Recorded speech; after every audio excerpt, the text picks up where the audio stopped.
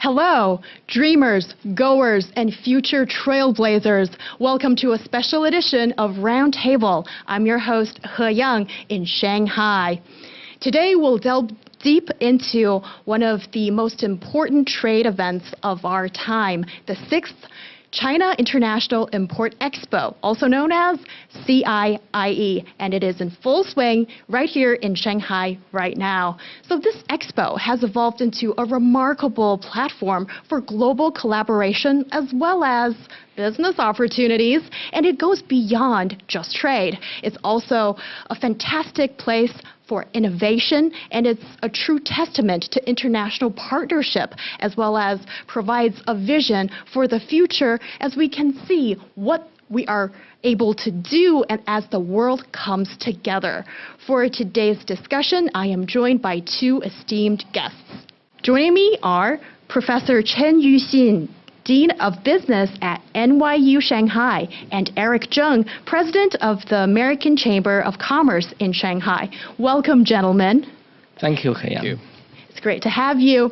And if you want to catch our show, we are on audio as well as video today, and please find us on all major platforms. Just search CGTN Radio. So let's fasten our seatbelts as we will take off into the world of international commerce. So the first question goes to you, Professor Chen.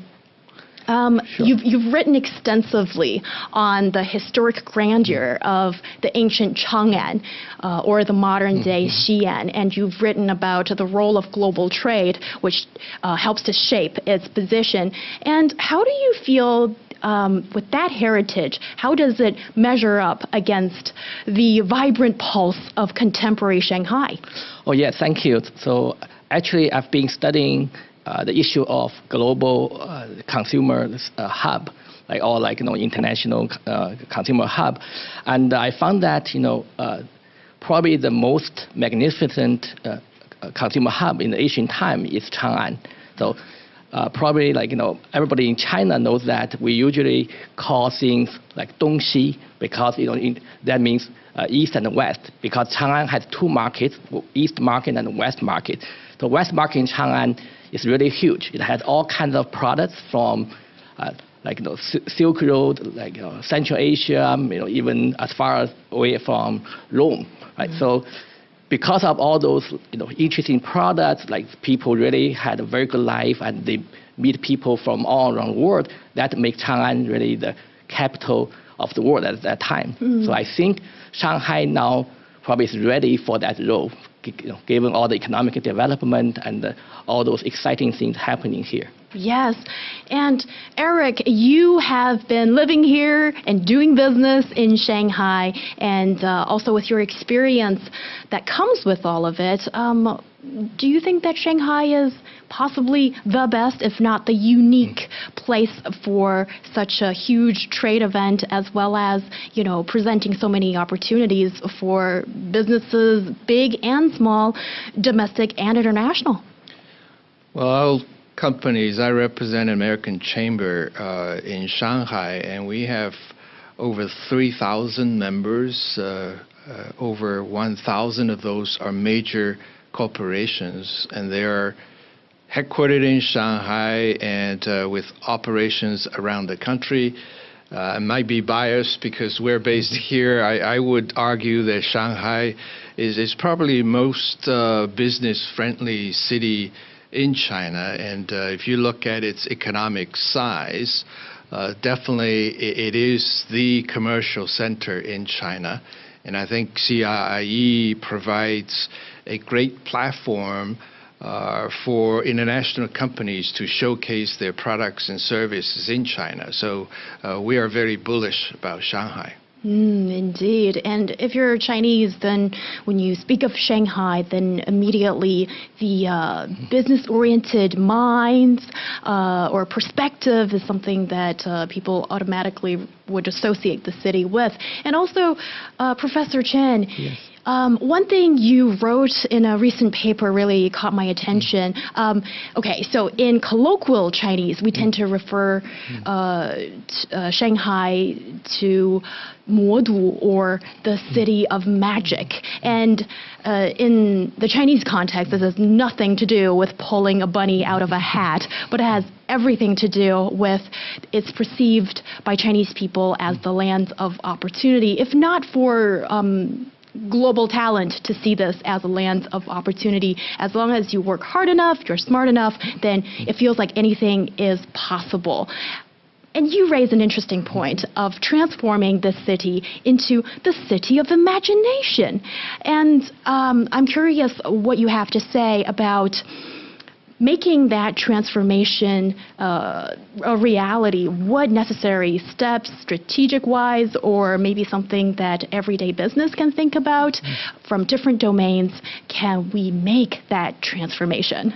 Yeah, I think a lot of people have said that Shanghai has three main characters, right? The openness, innovation, and the inclusiveness.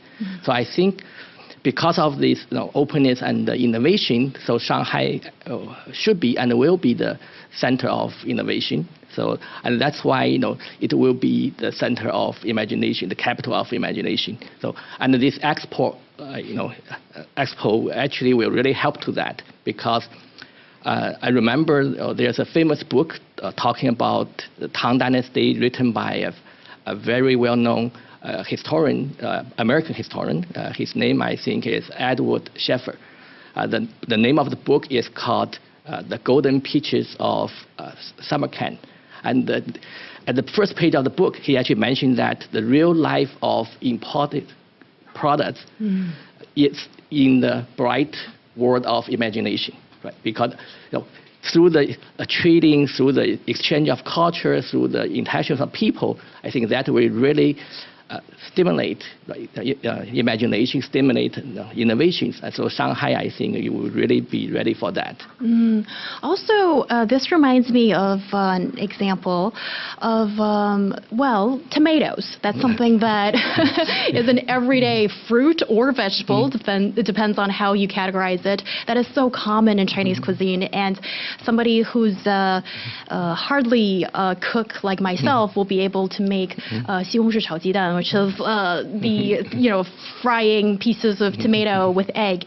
And tomato wasn't originally from China. It was through trade was it introduced from Central America to China, and now it's almost like just a very common thing that we have on our dinner table. So yes, with these kind of trade events and with all these goods that come to us, and then can that spur maybe imagination?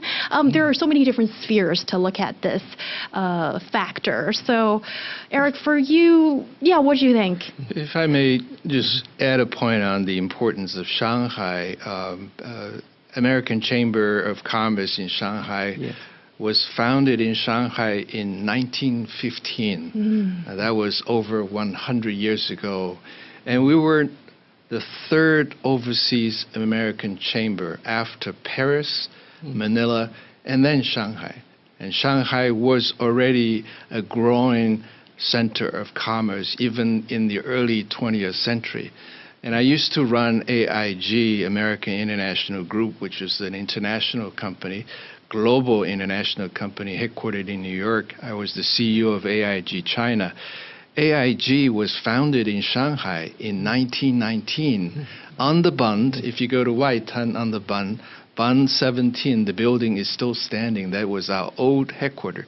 That gives you a sense, the long history of Shanghai's function, its importance in the global commerce.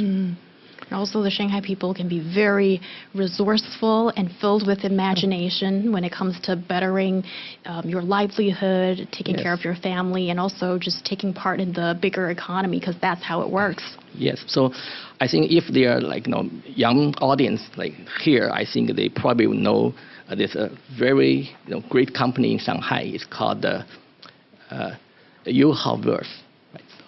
Mihayo, right? So, and also the product, right? A lot of people actually have played that, the Genshin impacts, right? That's actually evidence or testimony for the Shanghai's, imagination and innovation. Yes, and it's really interesting to see how you take it to the next level in 2023. And CIIE is a wonderful stage and platform to see where all this change starts. And, it's almost like showing the world that what's new and what Shanghai has to offer. Yes, and Eric, this is not the first time that the American Chamber of Commerce Shanghai has participated in CIIE. In fact, this is the 6th year that the event is being held. So how do you feel coming back to it this year? Well, we're very excited. I personally have participated in each and every CIIE in the past 5 years, going back to 2018. Back then, I was the chairman of AmCham Shanghai. And I still vividly remember the opening ceremony of the first CIIE when President Xi made the opening speech, and I was in the audience. That's certainly a memorable moment for me and for our companies. And in the past few years, we went through a difficult period because of the COVID, and the CIIE went online. So this is really the first CIIE after COVID, offline, in person. And our companies are getting ready, right? American companies have always participated in CIIE. If you look at the total number of companies, American companies always rank number 1 in terms of total number of companies. Based on Chinese statistics, we'll have over 200 companies participating in this CIIE. So we are really excited, really anxious to participate in this year's CIIE, and later on I will talk about our participation this year.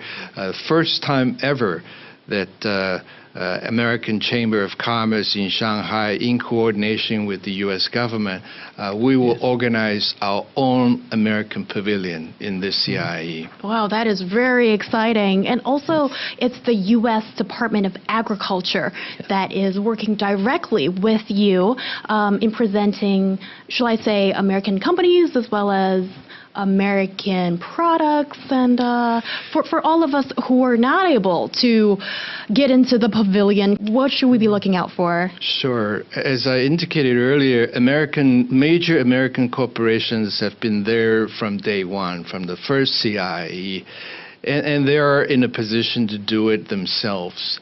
We feel like smaller and medium-sized companies have not been able to participate actively in CIIE. So this year, we just pick one angle, which is food, beverage, and agriculture.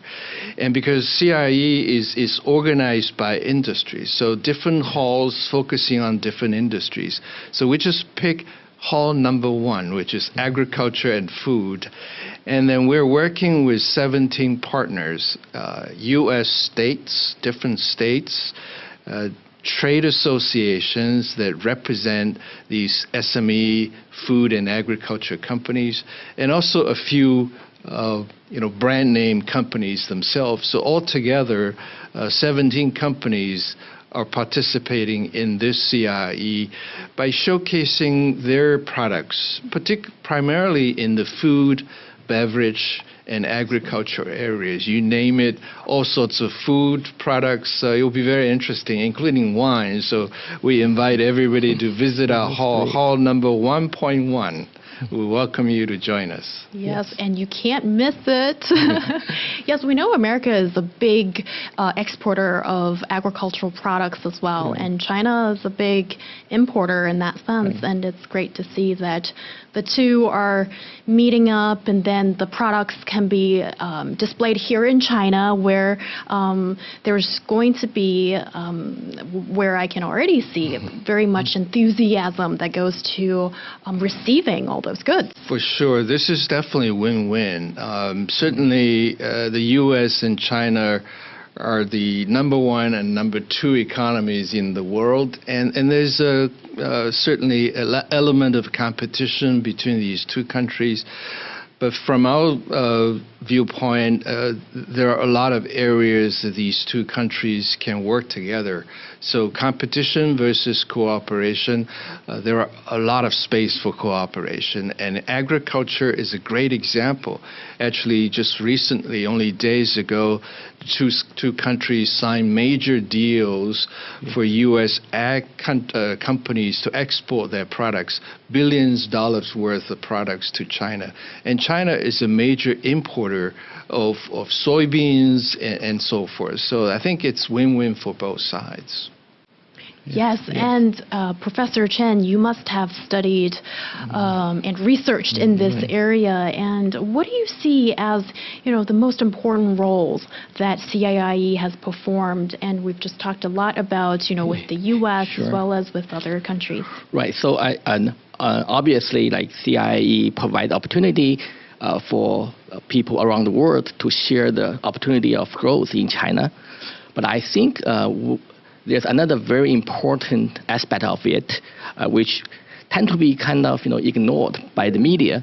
That is, CIIE also really improved the life of Chinese people, because we got products into China, then people can enjoy some novel things, and basically we're talking about leading like a happy life for people. So I think being able to access those important products will be important for people here.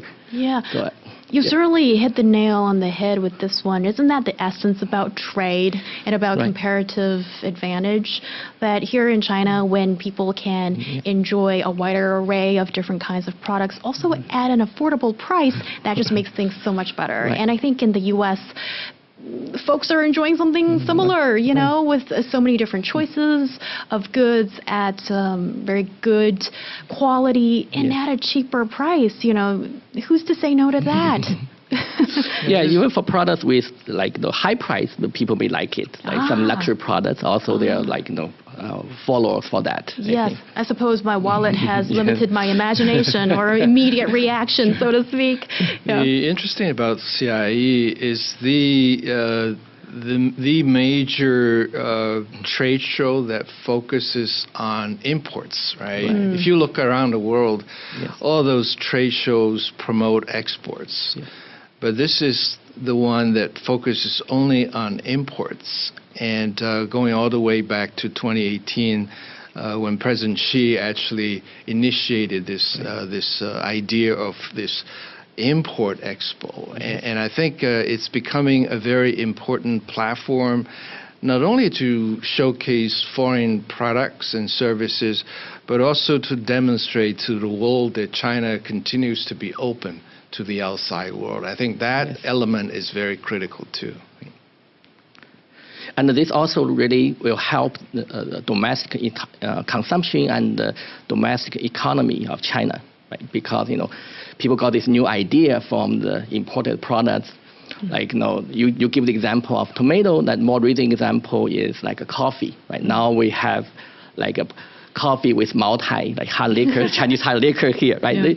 This kind of innovation, coming from like the mix of like a different culture, like a mix of different products from around the world. I think that is really the wonderful aspect of this CIIE that can bring to us. Funny that you brought that up. I can't think of a better place to talk about coffee in China, because in Shanghai, this is the capital for coffee. And when you just take a little stroll around any neighborhood, there are established brands of coffee houses, as well as numerous boutique cafes, and people take it very seriously here in making coffee and appreciating coffee. And that's just one of the many examples of why certain businesses should start here in Shanghai and why it takes root here in Shanghai when the popularity spreads to like other places in this country. And also, Eric, you mentioned something about, well, this is the first time that the United States federal government is getting involved in showcasing products in the CIIE. And well, this has definitely been seen as an important signal in the eyes of people. Do you have some thoughts about that, really how important, what a big deal is it, really? I think it is important. It's a signal that the two countries do recognize the importance of trade. When you look at the bilateral trade between the U.S. and China, last year, the total amount, we're talking about goods, exports, and imports, amounted to $700 billion US. Very significant. For the U.S., last year, it exported over $150 billion US worth of goods to China. On top of that, also 40 billion service exports to China. So China is a very important market for the U.S. Certainly, China enjoys a trade surplus with the U.S., but the China market is growing and with a lot of potential. So hopefully, the U.S. side will recognize this, and I think this is a good sign. I remember back in 2010 during the Shanghai Expo, we, American Chamber in Shanghai, was actually the host of the American Pavilion, right? With some support from the State Department, from the U.S., but we were the host on behalf of the U.S. But this time, it's a joint effort. So when you look at this, it's the U.S. Department of Agriculture, which is part of the U.S. federal government, and American Chamber in Shanghai. We jointly host this official American Pavilion focusing on ag products. So this is pretty significant in my view. Yes. I just want to add that trade is not just about exchange of products and the service. It's also about exchange of culture and ideas and also communication among people. So typically, if you look back history, people follow the trade, but then trade follow people. So I think they basically kind of reinforce each other, and the culture exchange and the trade exchange. Indeed, and also with the start of CIIE, we saw that many countries along the Belt and Road Initiative have participated in, to great fanfare in CIIE, and we're now on year 6. So. What do you see as, what's changed or, what's gotten stronger, and how do people perceive this, or how do academics perceive this? Yeah, I think it has a very good spillover effects. First, I think Shanghai has set up this so-called 6+365 a platform, right? So for many products on the exhibit now, they can actually be on sale, be made available to people throughout the year. I think that's one really good progress after the expo. And also, I think now with the advantage of e-commerce in China, many of those companies now they are putting the products liked by people. They found out that from the expo now, they actually put those things on sales from Tmall, for example, Tmall International or JD Global, whatever, right? So I think that's another way to further promote the import of the products to China. So I think all those things are very wonderful. And also I think a major change, I think, or improvement over the years is that we see more and more cultural activities alongside with the exhibition. Right? Could you elaborate on that? Because when we talk about cultural activities, that is so important in establishing more of an in-depth and intimate understanding of different cultures. What I've seen so far includes some of the intangible cultural heritage skills and crafts are being exhibited at the CIIE, and what are some of the other interesting cultural activities that have taken place? Yeah, there are also I think there are art auctions, for example, right? Art auctions. Yeah. So there's a big part of it now, right, for the exhibit. Yeah. Yeah, the spill effect that Professor Chen mentioned is very important because certainly CIIE has a lot of activities happening within the exhibition, but outside of the exhibition halls, there are a lot of other activities happening. A lot of regional government delegations will come. And for the U.S. side, we actually will have a delegation of mayors from different locations to come as well, coordinated by the Heartland Association. They bring dozens of mayors to visit China to understand what's going on. So essentially, you leverage the CIIE platform to do other things, right? Including seminars, conferences outside of the exhibition hall. So those are also very, very important.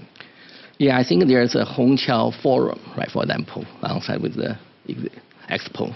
Indeed. Yeah. And also, in so many ways, in China, we tend to think that after 40-plus years of reform and opening up, and China as a country, also Shanghai as a great city, has welcomed numerous tourists, travelers, business people, students. I'll also just put in the brackets of global talent. And sometimes we take it for granted that, oh, maybe everybody or those who have the interest have already visited China, if not visited Shanghai. But actually, in fact, that's so not true. And there's still so much room for growth.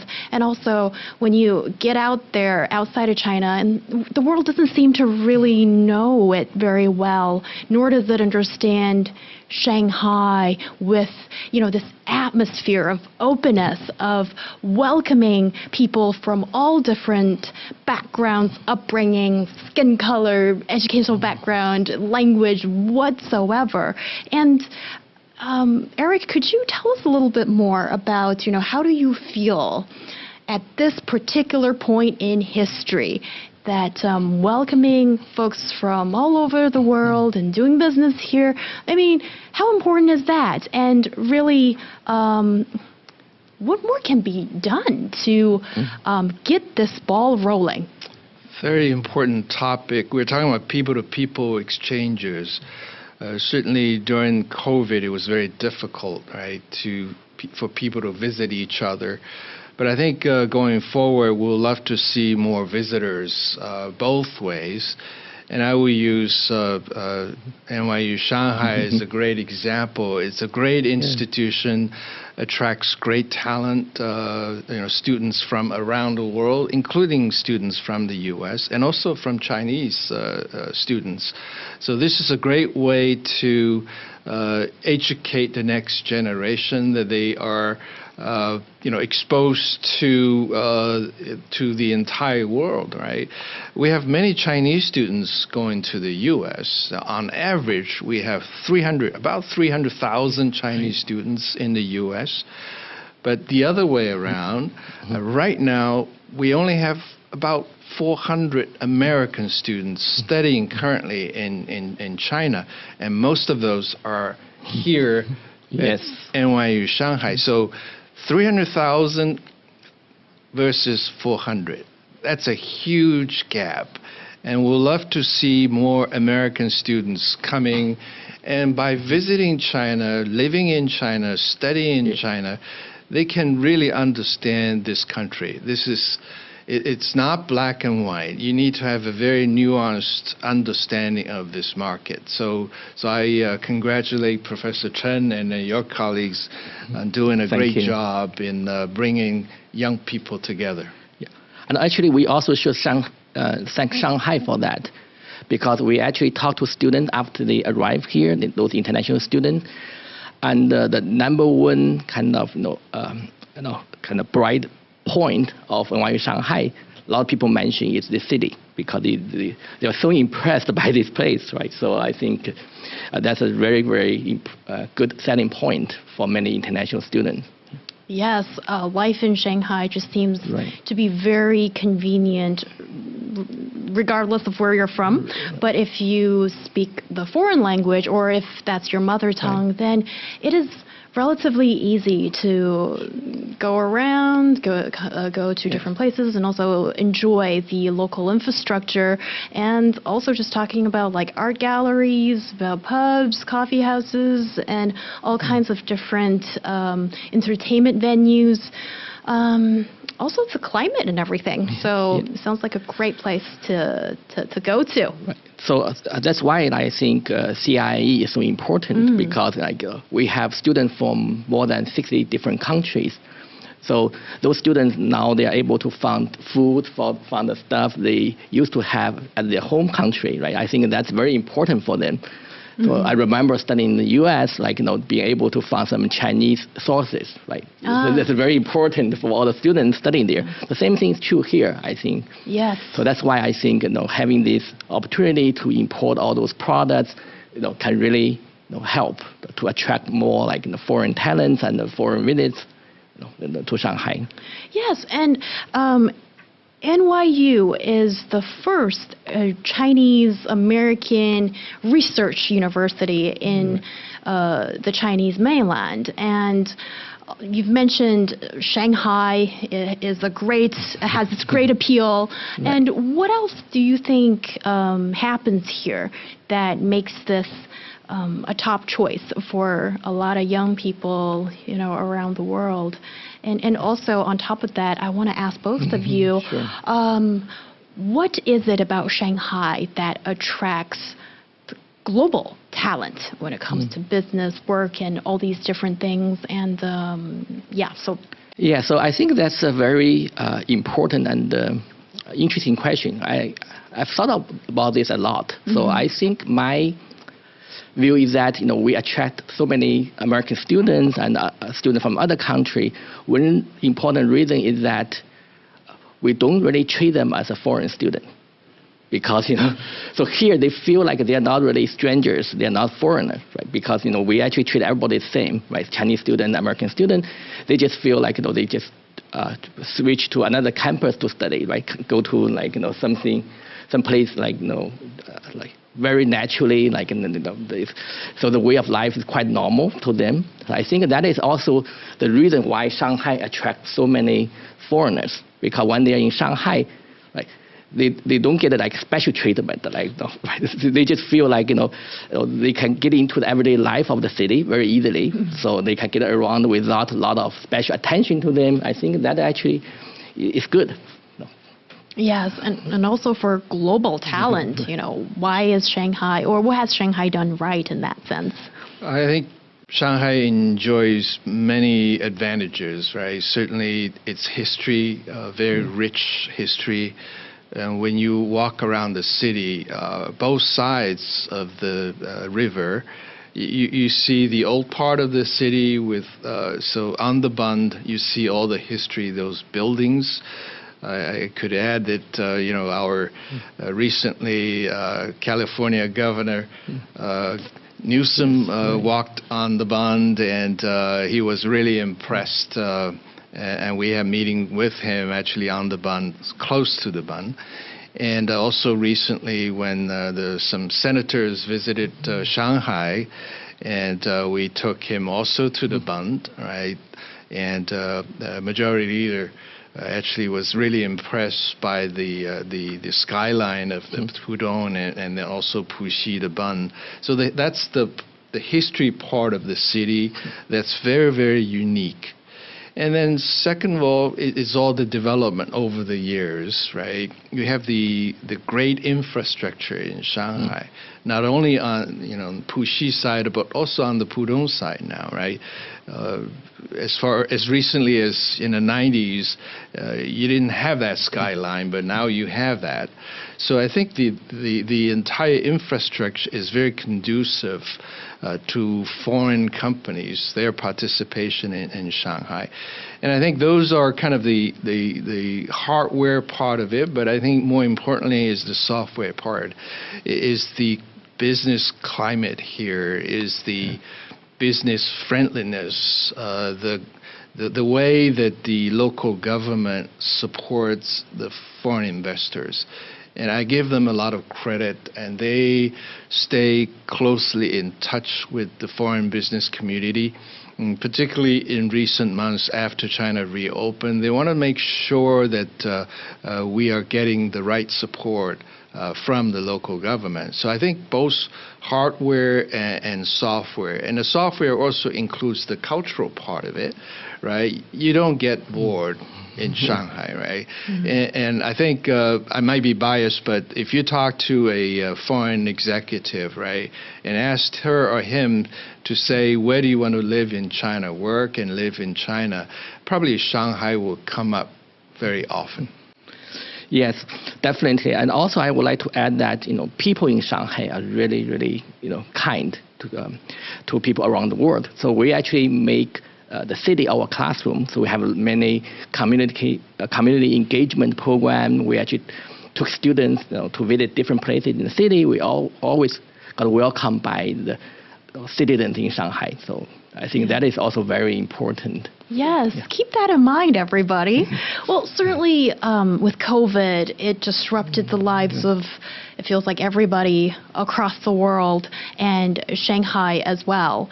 So now when we increasingly put the pandemic behind us or into a drawer somewhere, how do you attract more people, if not also get some of the folks who've left to come back maybe? I think, that's something I'm sure the local municipality government is coming up with some strategies. But if you were to advise them, if you're on speed dial, what would you say to those decision makers? Well, indeed, we've lost some expatriates during the COVID period, and those people are probably gone because they have their family, kids, and so they're back home and in other countries. But we're targeting maybe a new generation of executives coming from the U.S. They have not had that experience before, and hopefully they will decide to spend a few years in China, because at the end of the day, we have very significant companies in China to be run. And as an executive, you love that kind of challenge, right? Not only running a company in the U.S., but running a company in China, which is a fast-growing, probably the most fastest-growing economy in the world. So that's a major challenge for them, and also a major opportunity. The second kind of segment of our talent is maybe returnees. A lot of Chinese students who've gone to the U.S. and other places, study and work there, and they've got a lot of experience, and they're ready to come back and be part of this growth.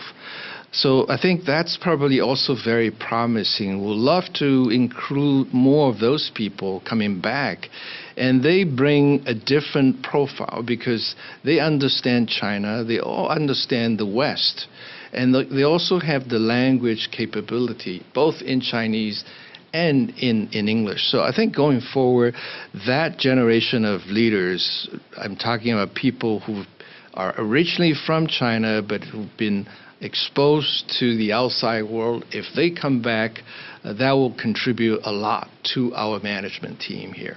Yeah, and also I think Shanghai can do more in terms of culture activities. I know Shanghai has this field festival, has a lot of sports events, but maybe it can think about something to attract a lot of young people around the world with fun and cool things, like Genshin Festival, for example, the video game, right, the famous one. I know that they had some event in New York. So many people went there. My son actually went there. You had to wait for 8 hours to get into some events. So I think that would be very important, like Asian Chang'an, for example, right? That's not just the capital for consumption, but it's also really like a capital for culture exchange, right? So I think Shanghai can do more on that.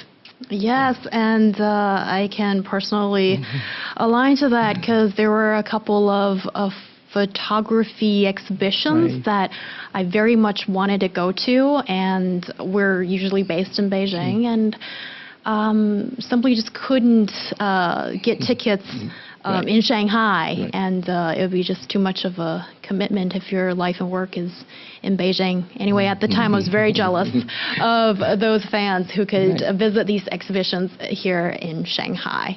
Yes, indeed. And also when we talk about NYU Shanghai, which is Sure. a major institution, when we talk about promoting and supporting cross-cultural, cross-borders education, as well as, personal exchange as such, there's that well-known model in the U.S. where the innovation of a city or an area is driven by a few famous universities, and that's where the next generation of whiz kids are turned out. Do you see maybe a similar effect here in China with well-known universities such as NYU Shanghai? Can it offer this similar kind of contribution, if not exert an effect, to give innovation a push and also sort of have this beehive effect of helping the economy and, in different aspects in that area? Yeah, so I think we're definitely helping Qiantan area. So now it's like one of the focal point in Qiantan. And also we opened our own museum here, art museum here, open to the public. We have many activities with companies, with organizations in Qiantan. But of course we can do more. But I think first we need to have more students, and get more support from the government, for the community engagement. Yeah, definitely. And also many other universities. There are many wonderful universities in Shanghai. I think both Eric and I, we actually graduate from Fudan. They can also participate in this type of things. Yeah, definitely. Yes, it's certainly a strength of Shanghai with all these outstanding world-class universities. And I'm very happy to see a joint venture like this, NYU Shanghai. That's very, very unique in China. You don't see too many examples like that. But I think having these great universities in the city, that is very important for the growth, the economic growth of that city, because those are the places you recruit your future talent from, right? And using Shenzhen, for instance, as an example, it's a fast-growing economy, but it doesn't have a long history in education. Yeah. That's why Shenzhen is trying to set up many campuses of these famous universities from Beijing and Shanghai to set up their sub-campuses in Shenzhen, because they also realize the importance of having these great universities to train future talent. Yes, and for a lot of graduates, of course, your university or your alma mater could become the springboard to something bigger or something that suits you better. But often a lot of people just stay in the same city because if you've been here for 2 years or 4 years or whatnot, and when you really enjoy the best of it, and this is where you probably call home, and if you can find a great job here and enjoy all the fun things that the place has to offer, then that is also aligning your future with the city, with the future of that city. And you're seeing that here in Shanghai as well. Yes, we do have undergraduate, after 4 years, they decide to stay in Shanghai, international students. And the Shanghai government actually provide them, a lot of helps on that. So I think, that is happening. Yeah, and can these students find work with, the companies that you represent? For sure, member companies will love to. Actually, they come to NYU Shanghai to recruit. Yes. Including American Chamber in Shanghai. We participated in some of their job fairs because that's a great school to train excellent talent. So we'd love to have those students with us. Thank you so much. Actually, we did a survey on employer satisfaction. We got 100% satisfaction from the employers. 100%. Yeah, very interesting. Well, that's the best mark there is possible. Yeah, and when we talk about a business and also all this activity that's going on when CIIE hits town, what are some of the examples, if not lessons, you can offer us for all those American businesses who are looking for market access, potential collaboration with Chinese counterparts, and also just to get a foot in the door of the Chinese market? Do you have some advice, if not pearls of wisdom, for them?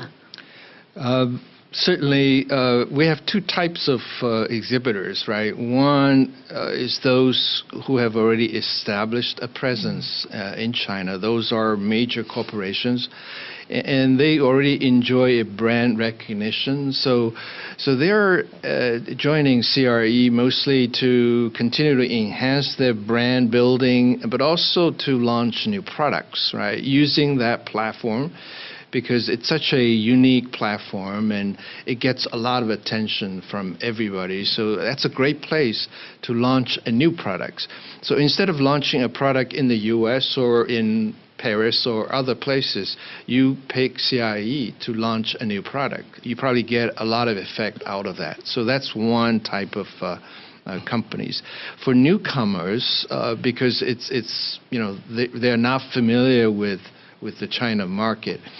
Frankly speaking, it's not easy to establish a presence for a small or medium-sized company. CIIE is a great place to start because it enjoys such a recognition by a lot of people in China, particularly provincial, local government officials. They all come here and visit different booths. So it's a great way to let your company be known to all these decision makers, including potential customers and partners. So that's a great entry point. The challenge is how to follow up. CIIE is there for about a week, less than a week. So you're there, that's great. You get exposure, that's great. But what's next? So you need to have a strategy to follow up. So building up relationships, that's important. And then follow up with these relationships. And you need to have a clear plan for the China market. What are you going to do here? This is a great platform, but you only have about a week to demonstrate your capabilities to a lot of people. So that's probably a challenge, is to follow up. But this is a great platform to start building relationships with potential partners. Yes, and Professor Chen, you mentioned earlier about the 6+365 model, and if that gets implemented, which is providing the follow-up, have a platform that showcases the products, but you still need to have the product for people to touch and feel, if not understand, for the follow-up feedback as well as expansion of influence to happen. Right. So I think there are some attempts about that. So the government has set up some, place like a pavilion or bazaar, like in I think in the Eastern Nanjing Road, right? So to showcase some product, mostly like a food-related product. I think probably we can do more on that. Yeah. So other thing I think like American companies, can do better is to try to get more insight about Chinese consumers. So I think, for many companies and not familiar with Chinese market, they might underestimate how sophisticated Chinese consumers are now. So, and their preference, their attitudes, it's really changing rapidly over years. So I think we really need to understand the Chinese consumer in order to get into the Chinese market. Then if they need more help and more suggestions, probably they can come to us, like NYU Shanghai. So we have been here for a long time. Of course, also to AmCham. Yeah, that is such a great point. When you look at facts and figures from this year, actually, there are around 289 global Fortune 500 companies who are involved with CIIE this year. But these are the big brands. If not, Chinese people already know about them. And how to get the smaller companies, medium-sized companies to have a chance. I think that is something where growth can come from, where opportunities can come from. And when you look at the Chinese consumer, you simply cannot use the same strategy where you use, let's say, in your home market, American market, or EU market to target, because, yes, I agree with you. The Chinese consumer can be quite fickle and stubborn with our own habits. And how do you deal with that? I guess that's where you come in, your role comes in handy. Yeah. Doing your homework is very, very important before you jump in. China is a great market, potentially, but it's not for everybody. So you just have to know yourself first. Right. When I say know yourself, you know your products and services to be sure that they are applicable. And Professor Chen made a great point. You have to understand the consumers here also. And Chinese consumers are becoming quite sophisticated. So unlike 30 years ago, you can dump some products here, you could sell well, not anymore. So you have to make sure that your products, you do well research, good research, understand your consumers, and make sure your products are attractive to those consumers. So that's why we're working with trade association as the first stop. Because these SMEs need help, and professional help too. Certainly research institutions like NYU Shanghai, professional consultancies, and trade associations, we could all do our part to help these SMEs to come to China. And most people focus on Fortune 500 companies, right, because they're well known. But we know for a fact that the U.S. economy is driven by small and medium-sized companies. And many of those are not in China, not yet. So our hope is with our assistance, with the support of the U.S. government, we can bring more U.S. SMEs to China. Frankly, that will help more dialogues, more people-to-people exchanges. That will help improve bilateral political relationship as well. Definitely. And one last question for today's discussion. That is, what do you hope to see, or what do you hope to get out of CIIE this time? Well, so that's a very big question. So I think, personally, I would like to get probably more tickets so I can bring my family and friends to go there, right? So I think when problem of CIIE is that it mainly open for business, right? So I think it would be nice to give more tickets to the citizens in Shanghai and the people living in Shanghai. I think that would be really good, and I'm sure this CIIE will be a hugely successful event, and I really hope we'll see more imported products from everywhere around the world, not just from the U.S., but also I think from underdeveloped countries, like developing country, to coming to China with different price levels that satisfy the need for all people in China and improve the life here. For us, certainly, immediately we'd love to see some successes in terms of marketing our products and services to the China market, sell some good products to Chinese consumers. But beyond that, I think there's something more important, more fundamental. Is this the first time that we're participating in the CIIE officially with an American pavilion, with the support of the U.S. government? And we know in the past few years it has not been easy. These two countries are struggling with each other, how to work together. And in the past few months, I think we've done well with senior visitors from both sides, and we're working towards an APEC summit in San Francisco in November, right after CIIE. Hopefully, the two heads of states can meet with each other in San Francisco. So CIIE will be a great preparation to build up that momentum for these two countries to work together. So that's even beyond a trade show. Yes. And great. That's a wrap. Thank you. And CIIE, or China International Import Expo, a convergence of ideas, culture, and business, and it goes beyond that as you have listened to today's discussion. And do remember, CIIE is where innovation thrives and dreams take flight. Massive thanks to our esteemed guests, Professor Chen Yuxin, Dean of Business at NYU Shanghai, and Eric Zheng, President of the American Chamber of Commerce in Shanghai. Thank you, gentlemen, for sharing your insights and wisdom today. And to all of you trailblazers and innovators out there, keep exploring this world with possibilities and keep fostering connections and keep listening to Roundtable. I'm your host, Heyang. You can always find us on Apple Podcast at Roundtable China. We'll see you next time.